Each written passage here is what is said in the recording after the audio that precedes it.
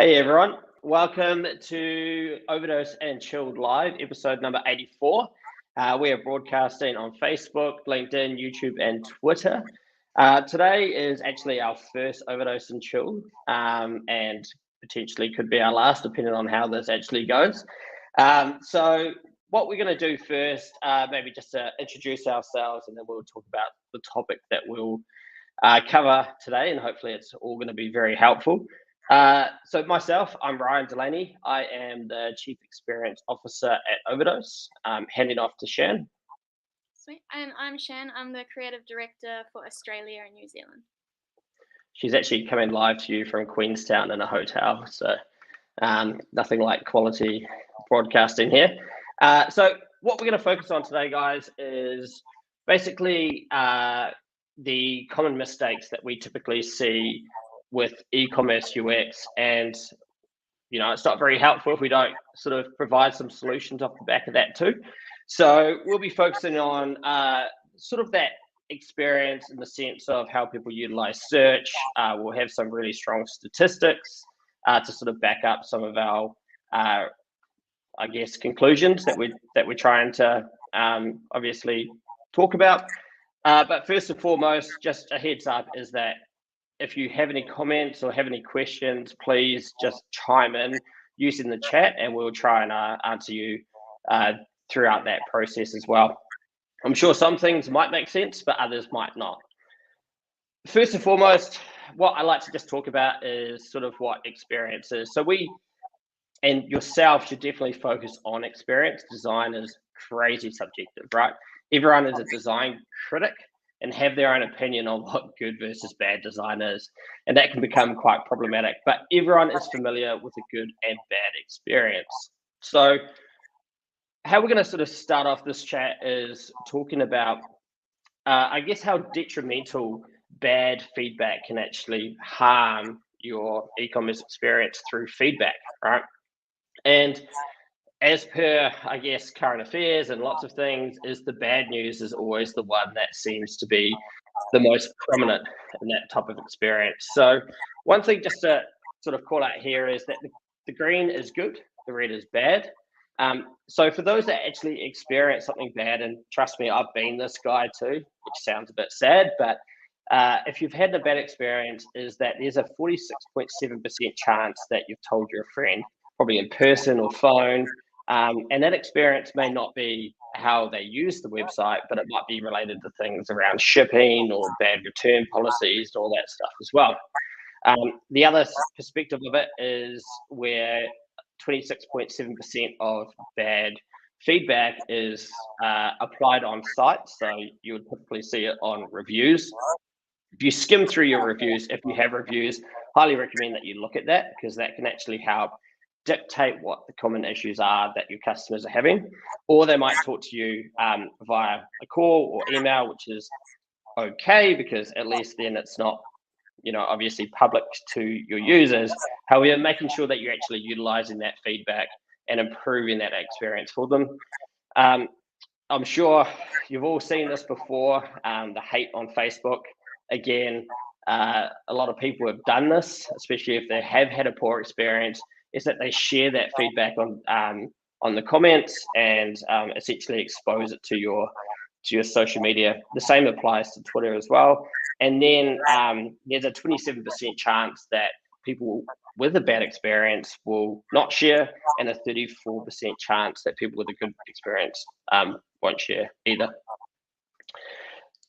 Moving on is what we'll do is we'll start to look at these at a bit more detail, just so then you all can get a bit of an understanding on, I guess, what makes bad experiences. Now, point number one that causes a bad experience is that the website does not meet the expectation. So you would typically see this in high bounce rates if you're looking at the likes of analytics and whatnot.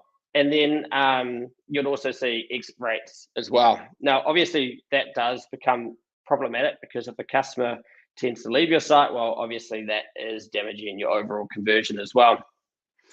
Difficulty navigating and finding product is a bit of a gimme, and obviously if you can't find that product you're looking for, well, basically they'll give up and look elsewhere.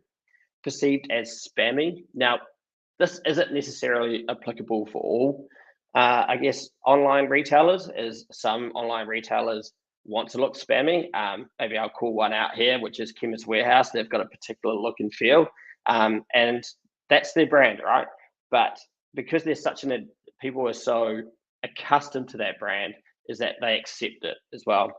Poor performance, which is a really big one. If the site's slow, you're basically asking for customers to leave.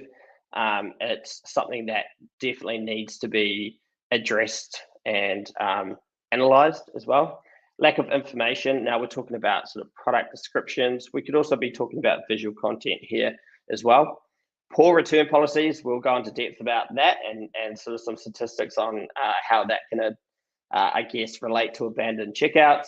Long delivery times, lack of credibility is a biggie, especially for first impressions, but also from an SEO perspective too, that can actually impact that as well.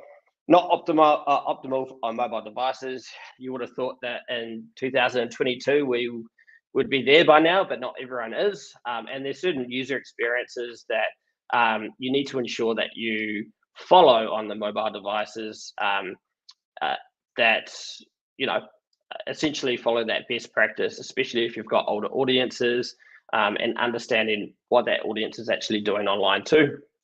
Poor customer service and support. Security concerns, that's a biggie. So anything around, I guess, security certificates and whatnot, just to ensure that it feels trustworthy. And believe it or not, outdated UI as well. So as we go in here, we're going to start to talk about some particular details on behavior and why people might leave. We'll start off with pop-ups, just because it's typically the very first thing you see when you land on a website. So I'm going to hand it off to Shan to talk about this in a little bit of detail. Yeah, cool. So we all know how effective pop-ups can be for getting emails and to use in email marketing. However, nowadays there is a trend when they are applied in a very disruptive manner with kind of little relevance, and it can obviously be perceived as spammy and honestly downright annoying. So, do you mind going to the next one, Ryan? Cool. And then again, with that kind of take of a lot of the times it's a little bit more forceful because it's the first thing that loads on the site. And we haven't given the users a chance to actually understand the value of subscribing, let alone what your brand or business is actually doing. So yeah, it just makes a really, really intrusive kind of user experience. And honestly, most customers are used to just closing immediately. And yeah, we just don't want to be looking too desperate. And obviously, if we're being that pushy on all of the pop-ups we're servicing, it kind of makes the user think of how many emails they're going to get off the back of it as well. Yeah, the method that I like to think of is if you actually relate this to almost you walking into a physical retail store, is that you're not going to be bombarded with the staff with these particular sort of promotions, right? It may be applicable for brands with huge credibility. Let's just say the Nikes or the Adidas, for the people that actually understand you. However, you need to really sell the value of your online store, the products, prior to actually giving them these discounts. Another thing just to sort of bear in mind is, a lot of online retailers do this sort of pop-up method these days, and people are also being very aware of the spam emails they receive.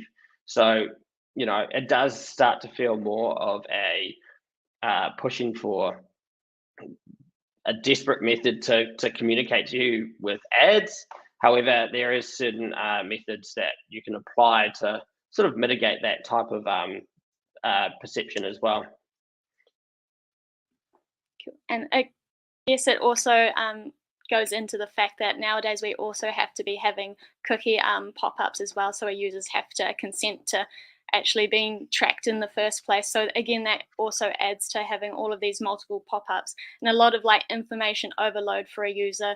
You're asking them to do a million actions all at the same time. So we just need to obviously look at ways at how we can obviously mitigate that while also still having obviously the pop-ups we need, like cookies as well. Yeah, so there is multiple pop-ups that could happen. It could be the cookies, whether your site's age restricted as well. It can be where you potentially are geo relocated to, say, if you're looking at an Australia site and they've got a New Zealand site.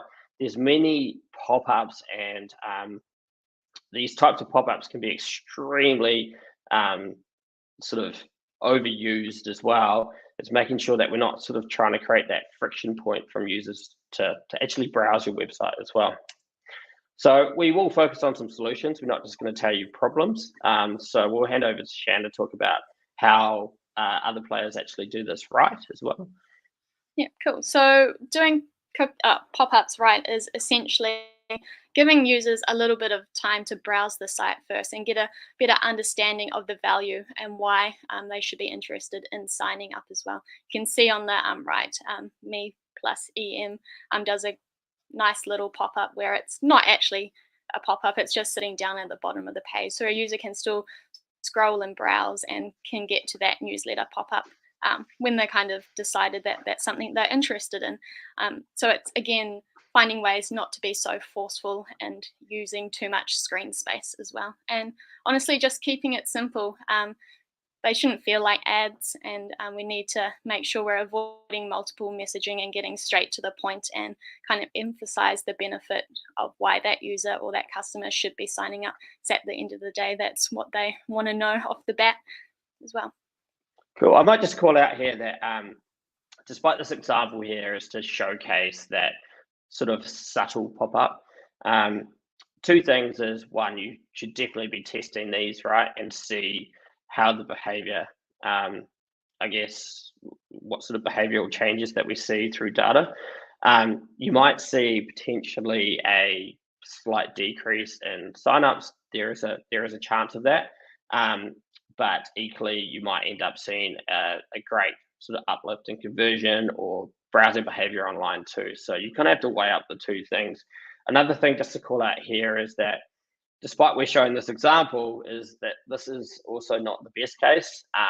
Having hierarchy on the word newsletter is actually, it's not engaging. It's not incentivizing that customer about the certain promotion they're trying to give you, which is quite subtle down here, which is 15% off.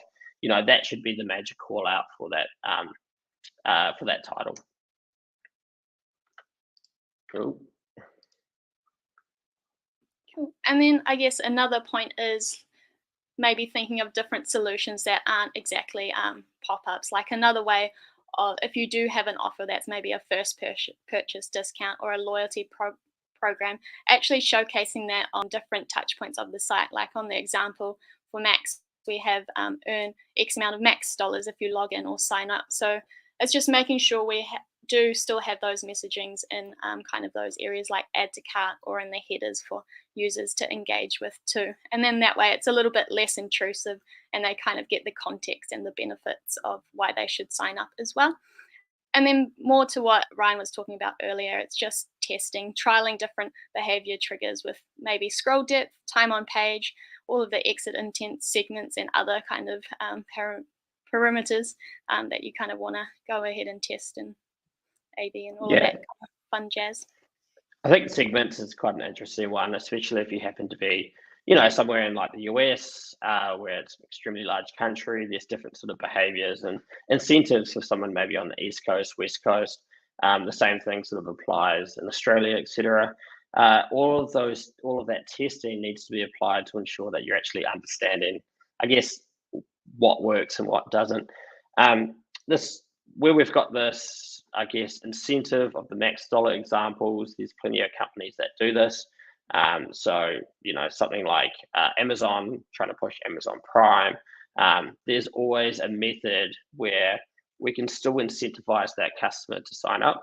I think the other thing to this, just to add, is, a lot of pop-ups, once they pop up, people will typically close them immediately, but equally, they don't give the option to pop it up when the time is a little bit more appropriate for them as well. So how do I then get my $10 off? I saw it, but I closed it immediately. So having that ability for people to actually, engage on that again to try and receive that promotion. Cool. So we're just going to look at some statistics here. So there is this is quite an important one and something that may shock some of you, but people form about 75% of their judgment on a website's credibility purely on its aesthetics, right? So first impressions is crazy important, and this decision can be made in just 3.42 seconds. So if your site looks outdated or just feels unpolished, this can actually really have an impact on your user behavior and overall the conversion. So I might just talk about this section here. So obviously the Apple site is pretty old school. There's only sort of one person I can think of that can get away with a website like that, and that's Kanye West. But basically that unpolished site, if you think of it in a retail experience again, I think it's really important to sort of focus on that relationship between physical and digital. It's no different from walking into a cluttered, sort of unclean retail store with those classic faded posters from the 90s, or the classic example when you go to a hairdresser and they've got, I don't know, Betty White with a perm in her 30s. There's no way that you're going to take a haircut there. Actually, that might have been too soon, that comment. Anyway, so what we sort of really like to focus on is, making sure that your site is mobile friendly. That is critical. The e-commerce stats globally is that 68% of your traffic will be on mobile, which kind of relates to probably your analytics, depending on who you are. Super high quality visual content engaging, and it helps actually visually reflect those brand values that you're trying to perceive, and also correlates to the good quality content that you're showcasing on social. Intuitive micro interactions, so really trying to steer away from those jaggy interactions that just don't feel polished or really sort of distract you from using the site. The other thing is digestible layouts. So something here is actually utilization of negative space to help give to allow content to breathe and be digestible. Back in the days, it was try to fill everything into a screen, but it's very hard to concentrate on what you're sort of looking at. So positioning high engagement elements in areas that users are accustomed to. So what I'm trying to get at here is things around cart. It's typically located on the top right. It's where people expect to find things. You could be a trendy site like Zara's and stuff like that, and sometimes it does work if that's what your brand is trying to be perceived as. But it can really still hurt that overall conversion. And then design consistency is key. All right, so whether it's related to spacing or anything like that, that's something to really consider. Is there anything that you want to add to that, Shan? Nope, I think you've kind of covered it all there. I'm glad that Travis enjoyed the Betty White with the perm. That's huge. Cool. So let's talk about some of the trust signals, Shan. Yeah, cool. And then just on top of obviously the UI being obviously indicating trust and credibility, it's also important that we are utilizing tools such as reviews and actually letting the customers emphasize the advantages or the benefits of your product and services. And if you have accumulated a lot of these, it's always great to have them in like header, footer, or other highly visited pages, just so new users have a chance to actually see those stats and hear from other people too. And just on that social proof, it's always great to, if you do have a high kind of social media following, that we are promoting that on the site as well. Always best to show it off and just to reinforce that social proof that there are people actively engaging with your brand and product as well. Yeah, I do highly recommend that you do look at naked fashion.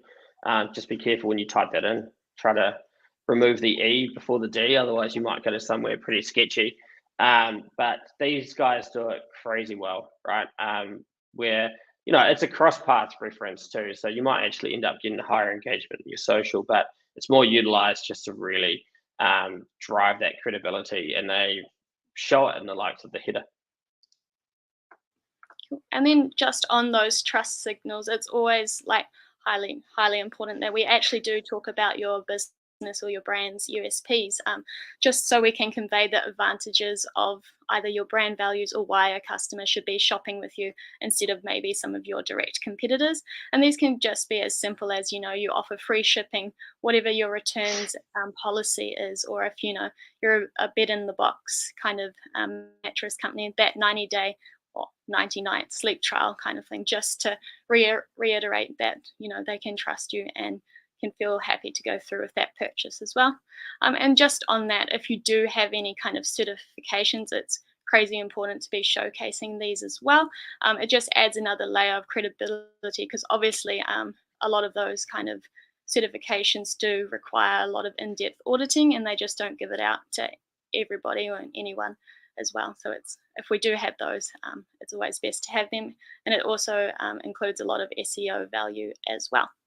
And then just, I guess, briefly mentioning on those trust signals is if we do have any good press, kind of making sure we are either utilizing those logos from those kind of more reputable sources, and any kind of, if we've got any good reviews and whatnot, highlighting them too. It's just another way to use their brand integrity and influence to any new customers as well. Cool. I might add two more. So another one is actually showcasing payment methods, especially if you're happen to be so they're trying to target the Chinese market. Things like WePay and all that type of stuff really does have an impact. And all of this does actually help amplify your SEO too, believe it or not. That's something that Jason from Overdose can talk about in his own time. And the other one is where we see, obviously we try to push a lot for product reviews if you're selling a product, but a lot of people tend to not really focus on the service reviews too, right? And that's super powerful to try and get service reviews. So then you can have your customers describe sort of that experience of, look, I got my products the next day, it was simple, or I had to make a return and it was an easy process, no pain. All of that stuff does drive a lot of credibility.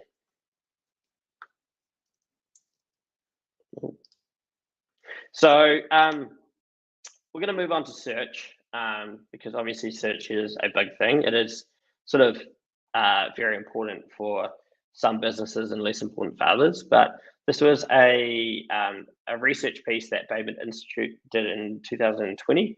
I think they looked at 8,000 websites to receive this percentage.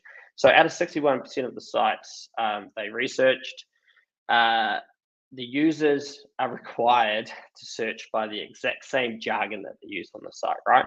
So jargon being that terminology that might not be applicable for potentially other countries. So let me use a Kiwi one as an example, is that we call jandals, well, they're flip-flops in America, but they're also called, strangely enough, sorry, Australians, but they're called thongs in Australia, right? So it doesn't actually help provide you any types of results, which can really hurt that conversion too. But for those who do have a wide or extensive product offering, it's always critical that we do have a prominent search in that kind of header. As you can see, Signet has it quite big and bold on their mobile experience, just because they have thousands of SKUs, and that's kind of where the primary touch point for a lot of users is to find what they're looking for, because otherwise it's just going to be endless scrolling if they can't, quickly find what they're looking for there.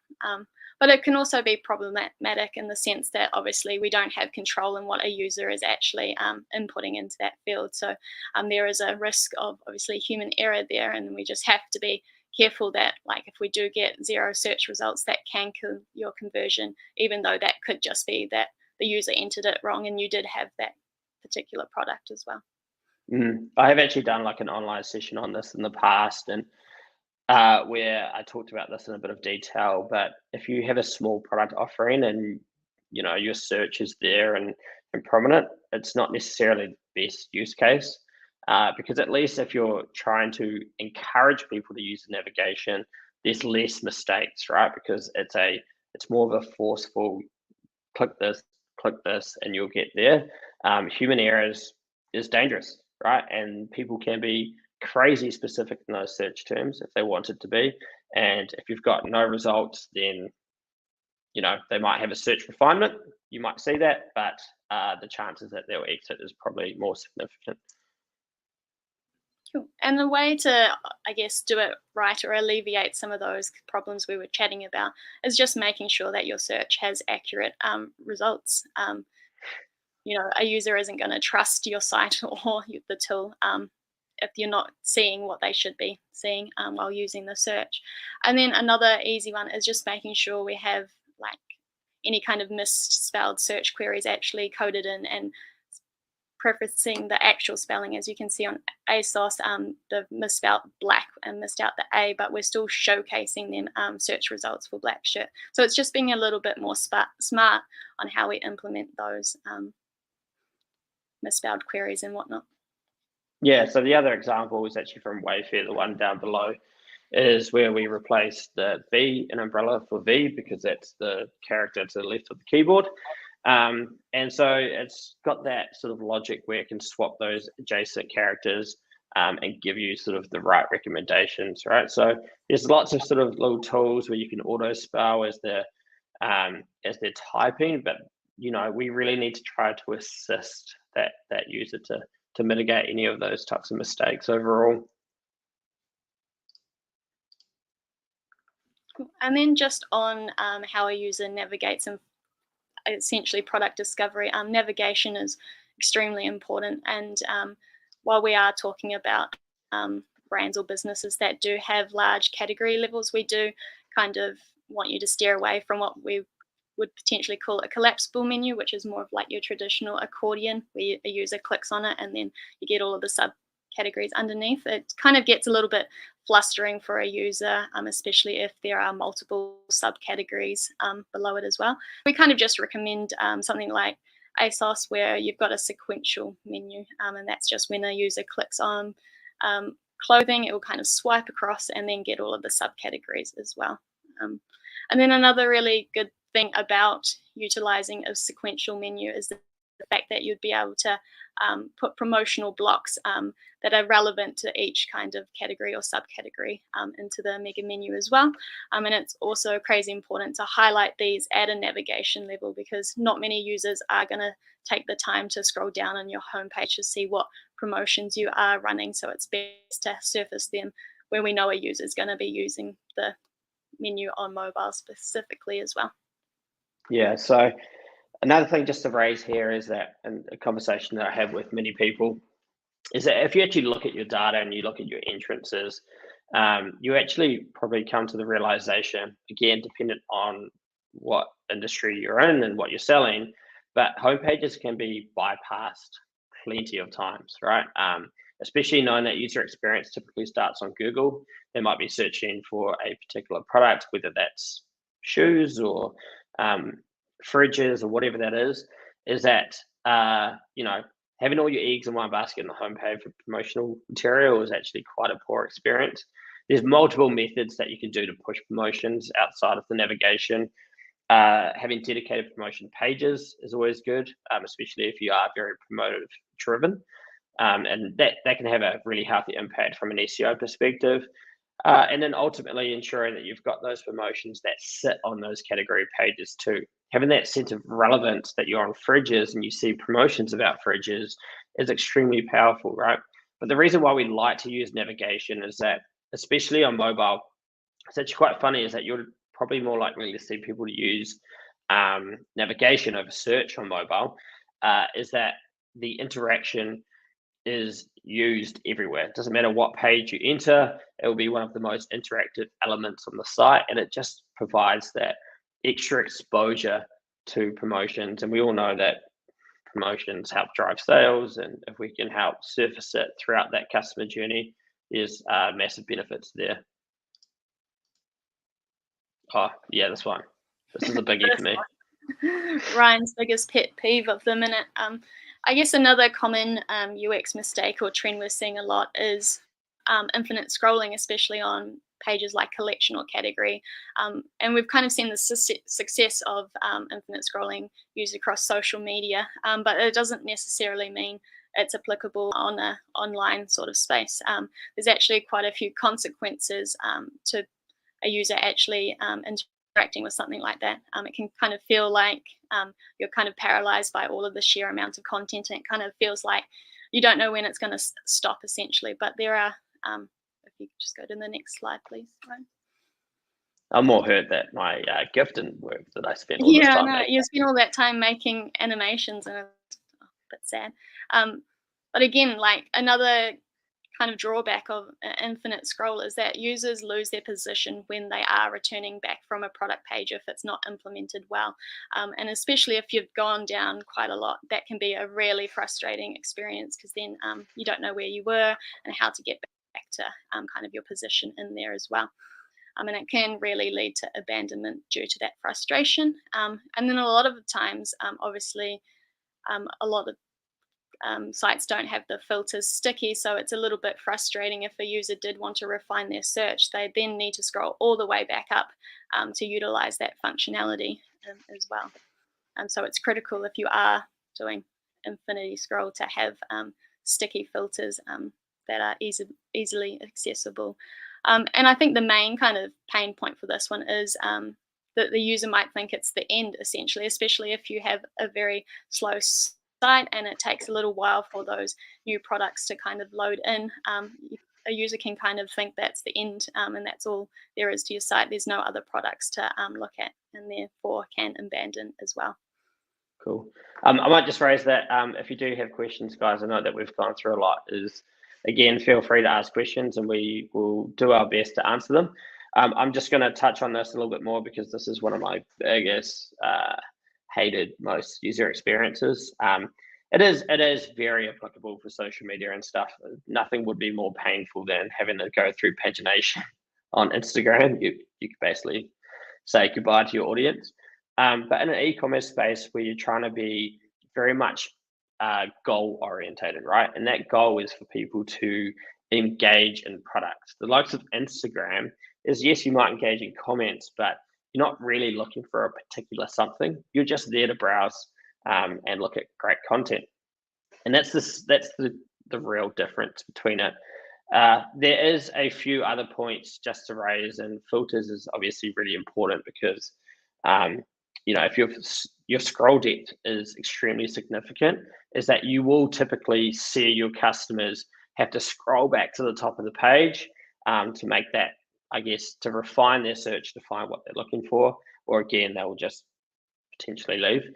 Now, that Net-a-Porter example is actually quite cool because this does work, believe it or not, if you do decide to stick with infinity scroll, but where they've actually implemented content, sort of, I guess, throughout the breakpoints of certain rows of product, is it refreshes sort of that mental state that you're in when you're browsing, because it's something different. You've sort of broken the category, and that is somewhat a method to, I guess, refocus on that category page, but additionally integrating that educational content or whatever that content is and that user experience is highly beneficial too.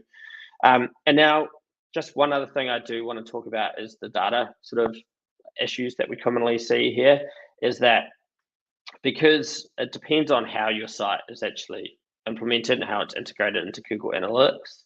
But what you might end up finding on Infinity Scroll is a really high bounce rate. And that's typically because a bounce rate is when a person lands on a page and they don't look at any secondary page path. So say, don't click on a product, etc.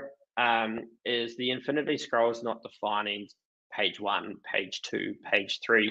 So they might be scrolling for I guess, significant depth, but because Google Analytics is not picking that up as separate page paths, is that could actually be skewing your bounce rate as well.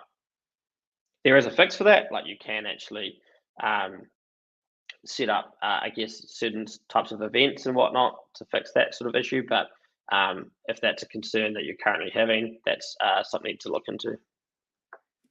And I guess the alternative to Infinity Scroll is pagination. And that's because it obviously has a start and an end point, and there's a sense of completion for a user to make them feel like they've achieved a goal, and kind of gives them control on whether or not they wish to proceed with that kind of browsing mentality too. And it also, the low between pages gives the user a bit of a mental break as well with their browsing behavior, and it also kind of gives them an indication of how many products there are and how far down they can go as well. Yeah, cool. And the other alternative is the load more button too. At least people can reach the footer. But the real value of pagination is if you happen to be a returning user, you knew that that product was on page 4. It just makes it a whole lot easier to find as well. Cool. I might. Oh, yeah, you go for it, Shan. Oh, no, you can. I might just touch on this one because it's quite a big one. Is around the visual content of things, right? If you can, make your product look better, it will sell better.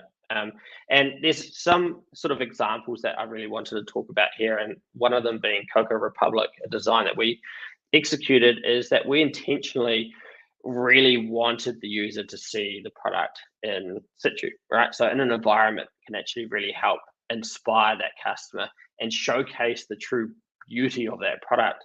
Now, the difference between, I guess, photography like this versus studio shots, the studio shots can look quite stale and it can actually cheapen the product too. So having that upfront sort of emotional attachment to the product just really made a key difference in that type of experience. The other side of it is looking at, if you're looking at fashion or whatever that is shooting really intricate details. So if you want an example, I Love Ugly does this really, really well, where they might have certain design features within the jacket, having really close-up macro shots of those product details can really help add value to your product, right? And then something like Blundstone, who just has a library of great content, utilizing that on the site to showcase, maybe the use cases of that shoe. You can hike in them, you can be on the street with them, right? That visual type of content just really helps sort of describe things without words. And trust me, users don't really like to read that much. Now, the last point I really want to make is people invest a lot of money in social assets. So ensuring that you're repurposing those social assets, applying that on the likes of product pages, so then you actually give content some longevity throughout, and not just wasting it on potentially a day's campaign. And then just touching on content, obviously, photography is critical too, but it's also what type of articles and whatnot we are putting on the site. And this is maybe depending on your business or brand, but if applicable, like introducing knowledge hubs to help educate your customer. And depending on the industry, that could include buying guides, expert advice, recipes, or even just inspiration. And it's quite important that we're not just housing this in your standard kind of art blog or article pages, that we also integrate that educational content throughout the customer journey where it's relevant to. So potentially if there's some like how-to guides that we're pulling them through on a product page, just to show a user how to use that product as well. And then it also adds a layer of trust and credibility too, especially for a new user who's doesn't really know your brand that well. And again, has great SEO impact as well. Yeah. And then a lot of content in those landing pages are critical, because a lot of the times a user experience does start when they are Googling for a product or for educational material. So it's just highlighting the really, the benefits of housing all of that information and being more relevant and specific about the content you have on your site. It just increases your visibility to those customers whose first touch point is Google.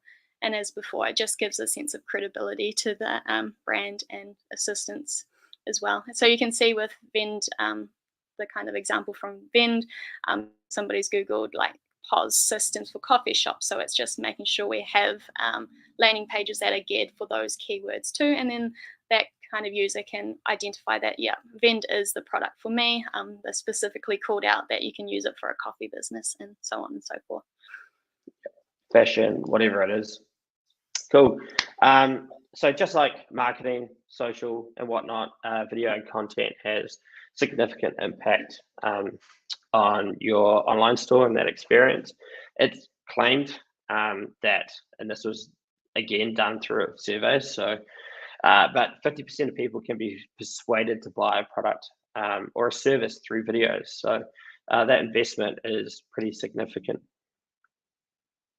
Yeah, and it's just critical that, like, obviously video is a lot more engaging than just a still photograph, and does a little bit more storytelling, and potentially when we are looking at more technical things like a fridge, gives it a little bit more context around the product as well, and obviously the features and advantages. And it's just making sure that we are housing this kind of content where it is discoverable. A lot of the times, it'll be down on the bottom of a product page and below that page fold. So user might not get the chance to know it's there or that they can interact with it. So it's just being a little bit more clever on where we do house this kind of content, and like whether or not it's actually having that video in the more product image gallery or little kind of call to actions to say watch video that are sitting above that page fold as well.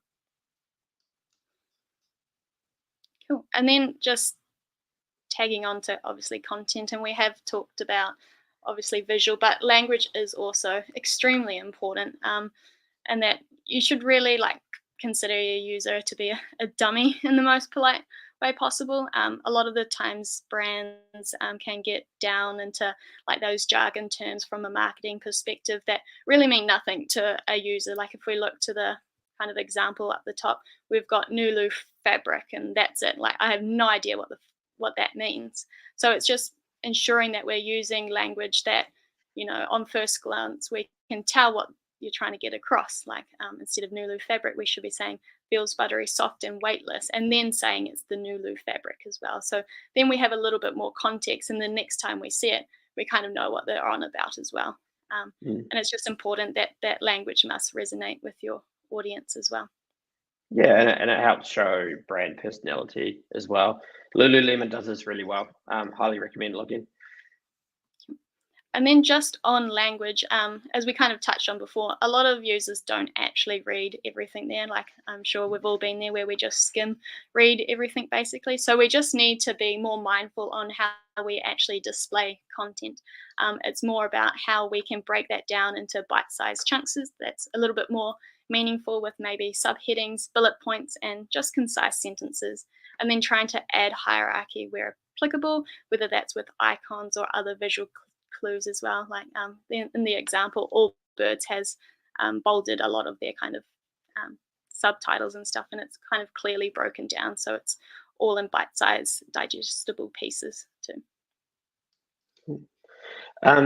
So another stat just to call out is that 60% of online shoppers will use only mobile devices to make decisions about their future purchases. So as an example, you might be using your mobile device to browse, depending on where you are, because you're a lot more mobile, obviously. And it doesn't mean that they're necessarily going to purchase on that mobile device, however, right? They could be actually purchasing on desktop later, but they will do that browsing behavior on that mobile.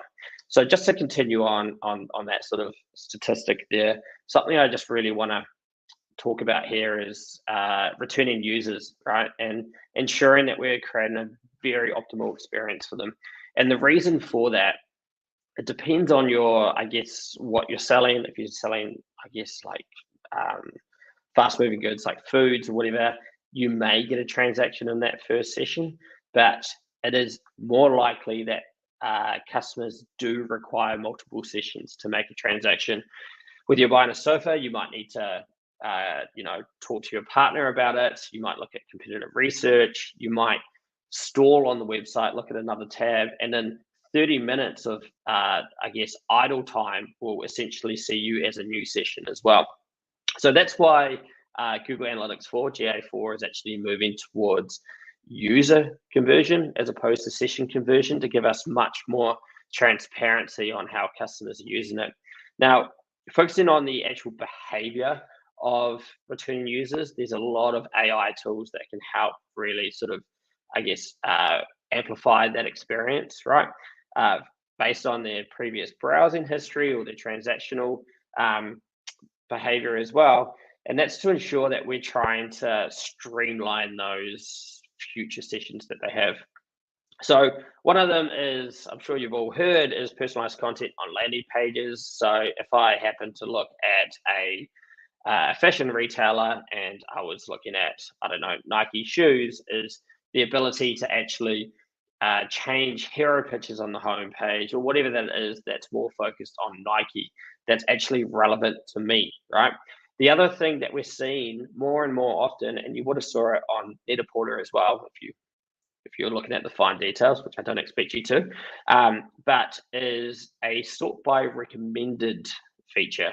Now, what this does is that this actually prioritizes products and merchandises them in a way that has similar values based on your previous browsing behavior. So whether that was sofas, the pretty crazy green sofa there, if that happened to be what I was interested in, then an algorithm would come into play to help give me those recommendations. And again, help, I guess, surface products that are actually relevant to my interests.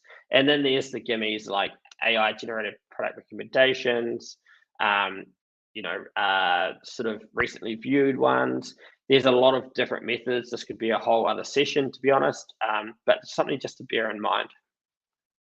And one other claim is that obviously there's certain laws now around cookie policies and ITPs. If you haven't heard of that, it's basically where they clear your session behavior after 7 days. So it is becoming harder and harder, but there is other methods to I guess, work with.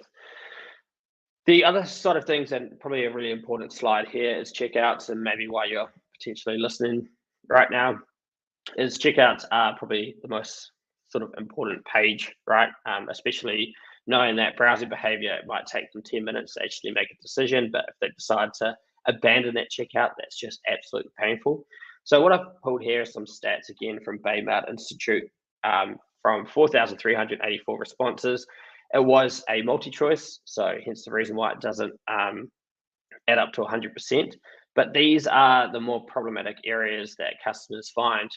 Number one being the shipping and tax are too expensive, right? There is methods here that you can play, like get free shipping if you spend X amount. They do work. So consider something like that. This is a biggie. Compulsory account creation and checkout flow. Yes, checkouts is still a big thing. Delivery times were too slow or they weren't transparent. Also, just a heads up. So people expect quicker delivery. Doesn't feel safe to put in their credit card details. Long and complicated checkout process is 17%. Hiding total costs up front, 16%. And we'll talk about sort of discounts and stuff as well. Errors occurred or the site crashed. Obviously, that's something that could be looked into at 13%. Return policies, didn't hit the expectations at 12%. Not enough payment methods, which again is something to consider. There's a lot more payment methods, especially buy now, pay laters, that are becoming more and more popular. And then the final one being the credit card declined. So just before I head off to Shan, is that checkouts is the way I like to think about it, is that your checkout flow needs to be designed in a method that people are very much accustomed to, right? And that's so then they don't end up having any hidden surprises. They don't need to learn how to use your checkout, right? That can be extremely detrimental to your conversion. So what I want to talk about here is just a bit of a tip if you are looking at redesigning your checkout. And I'd like to sort of reflect on Shopify, right? Because Shopify has their own checkout, right?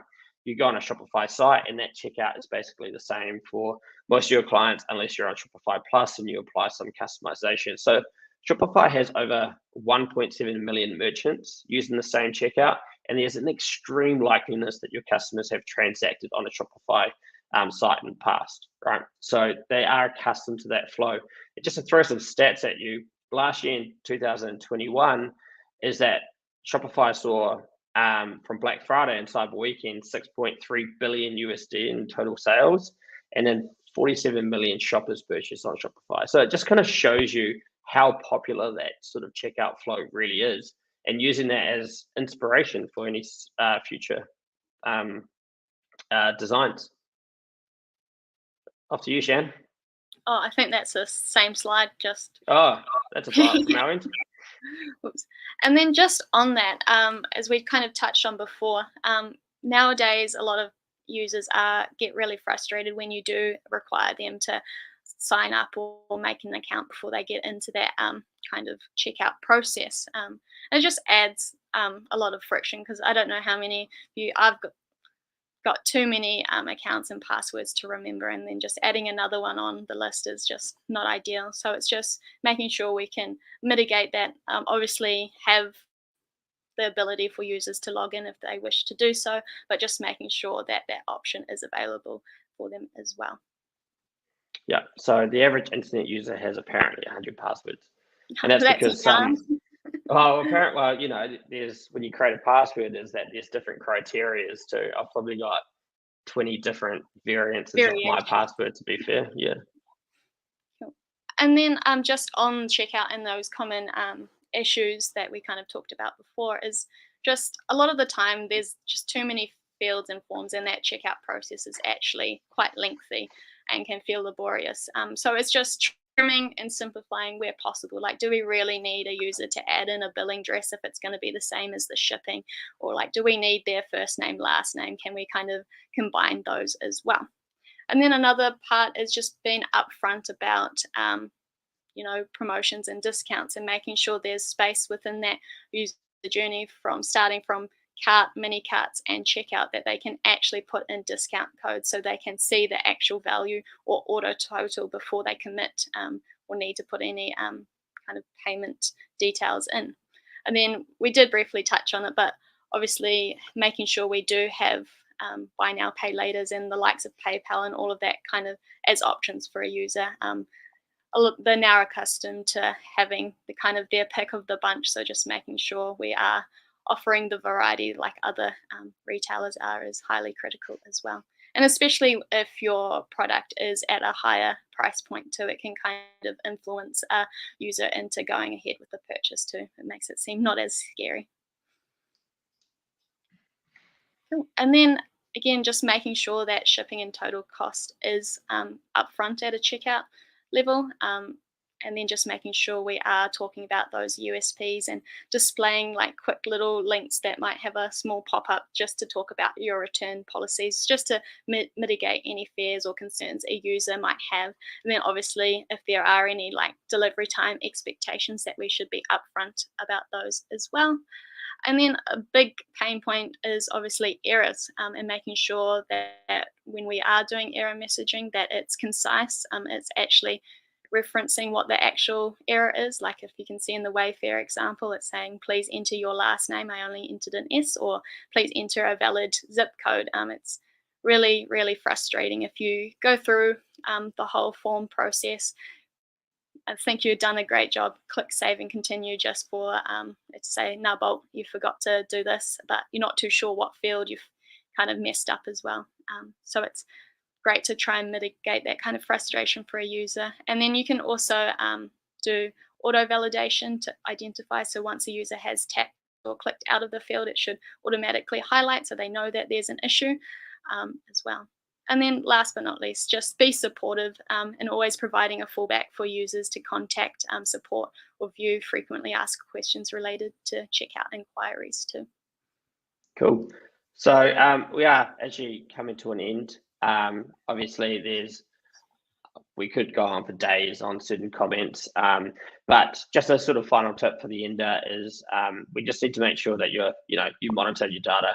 And your customer feedback too. It's really important, so that quantifiable and qualifiable data. So then you can actually dictate some of those decisions that you make, right? So recommendations just up front. Obviously, having Google Analytics is really important, but also having a really good data structure so you can analyze events. So certain tracking of, I don't know, maybe you have an event on filters and see what that engagement looks like and whether that actually has significant impact on your conversion rate.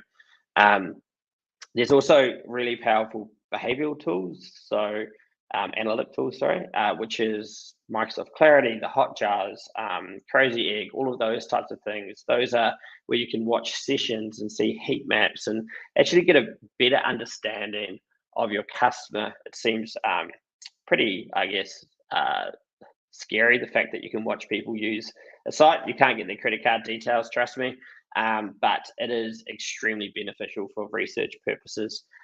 We've got 4 minutes, and I guess we'll just leave it up to here. If you do have any questions, we just basically got comments about Betty White and some old school stuff. Obviously, we covered a lot. If there's anything that we haven't covered, please ask now, or yeah, otherwise we're basically good.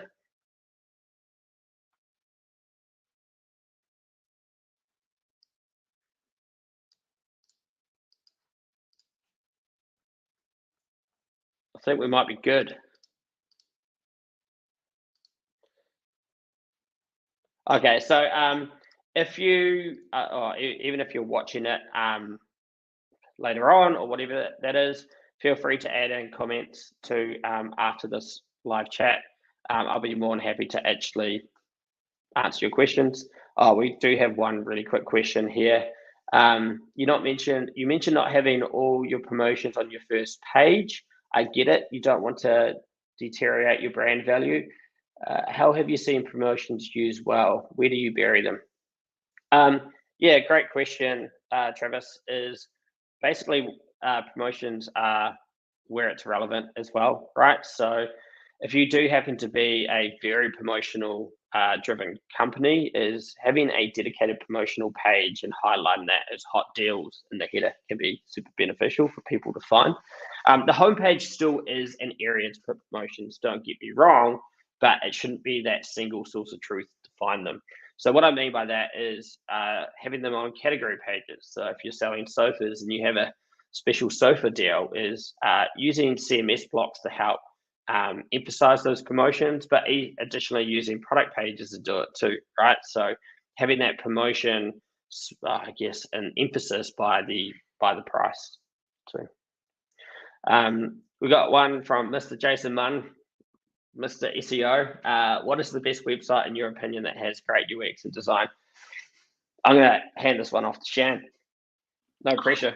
No pressure. I guess it's very subjective, and it kind of depends on what the site's trying to, like what you're selling and stuff. But when I was going through trying to find examples, I must say that Allbirds is probably a great example. And I think what makes them really great in terms of UX is that they're actually constantly changing their site too. Like, it's not the same as it was like a few months ago, and you can see that they really invest in that user experience and kind of testing and trialing new things as well. So that would be my pick. Don't know if you have a pick, Ryan. Oh man, I got a library of websites, to be honest. It seems a bit cheesy-ish, but Wayfair is actually really good. They've got some really great features.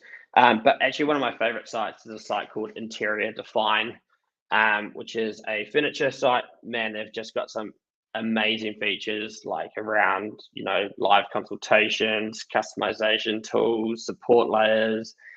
The navigation's great, the UI is great. Everything about that site is probably my favorite overall.